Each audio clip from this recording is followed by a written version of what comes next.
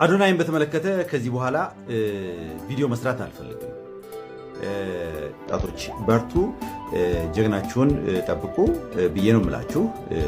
ወደፊትም ደግሞ ሌሎች በርካታ ጀግኖችን ከማከላችሁ ታወጣላችሁ ብዬ አስባለሁ። ይሄ ለእናንተ የምሰጠው ምክርና አስተያየት ነው።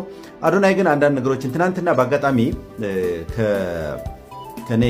በኔ ጋር እድሜ እኩያ የሆኑ በብዙ ትልልቅ ስራዎች ላይ ታስተፉ የበሰሉ ትልልቅ ሰዎች ጋራ የመገናኘትና የማውራት አጋጣሚ ነበረኝና ስለ አዶናይ አጀንዳ እንዲነሳ ጠየቅኩኝና እኔ ራሴ ሐሳቡ ተነስቶ ተወያየንበት ማለት ነው።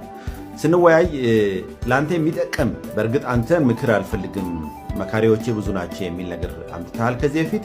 ነገር ግን አሁን ብዙ መካሪ ያለህ አይመስልም። እየተደረጉ ያሉ ነገሮች ሲታዩ አንዳንድ ነጥቦችን ከነሱ ጋር ያነሳናቸውን ነገሮች ልንገርህና ይህንን ብትሰማው ደስ ይለኛል ማለት ነው። አንደኛው የመጀመሪያው ነገር ምንድነው መሰለህ? ቁጥር 1 በተለይ የመጨረሻው ደግሞ በጣም ወሳኝ ነው። እሱንም አዳምጠው። የመጀመሪያው ቁጥር 1 እያንዳንዱ የሚከሰቱ ነገሮች ሪያክት አታድርግ፣ ስሜታዊ አትሆን፣ ምላሽ አትስጥ። ይሄ የመጀመሪያው ነገር ነው። አንድ ሰው ከብዙ ዓመታት በፊት ፍየሉን በቁሟ ከነ ህይወቷ ቆዳዋን ይገፍና ወደ ገበያ ይዟት ይወጣል። ወደ ገበያ ይዟት ሲወጣ በጣም ህዝብ ሁሉ እንዴት ቆዳዋ የተገፈፈ ፍየል እየተንቀሳቀሰች ሜዳ ላይ እንዴት ገበያ ላይ እንዴት አየናት ብሎ የሀገሩ ህዝብ ሙሉ ከበበውና ያ ገበያው ላይ ያለው ማለት ነው ከበበውና ተመለከተው። ሚስቱን ሊያስተምር የፈለገው ነገር ስለነበር ነው ያንን ያደረገው ያ ገበሬ። ከዚያ ቀጥለና በሚቀጥለው ቀን ይዞ በተመሳሳይ ሁኔታ ያቺኑ ፍየል እየነዳ ወደ ገበያ ይወጣል። ገበያ ሲወጣ ትናንትና ያዩ ሰዎች ትናንትናዋ ፍየል ነች ብለው ሲሉ አዳዲስ ያላዩ ሰዎች ደግሞ ግር ብለው መጥተው ተመለከቱ፣ ከበቡት፣ አዩ ማለት ነው። በሶስተኛው ቀን ሲመጣ ሁሉም ሰዎች ያ ትናንትና የመጣቸው የትናንትናዋ ፍየል ናት ብለው ዞር ብለው እንኳን ለማየት ፍላጎት አልነበራቸውም።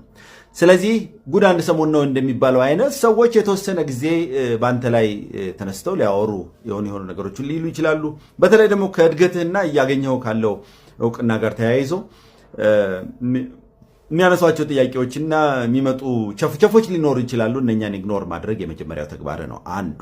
እሱን ዝም በል። ብዙ ጊዜ ሪያክት አታድርግ። ስሜትህን በሙሉ ለሰው አታሳይ። አምጥተህ እዛ ላይ አታሳይ ነው።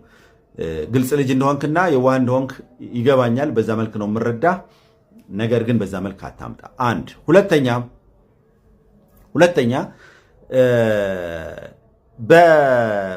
ለታላላቆች እየሰጠህ ያለው አክብሮት ጥሩ ነው። ነገር ግን የፈለገ ቢሆን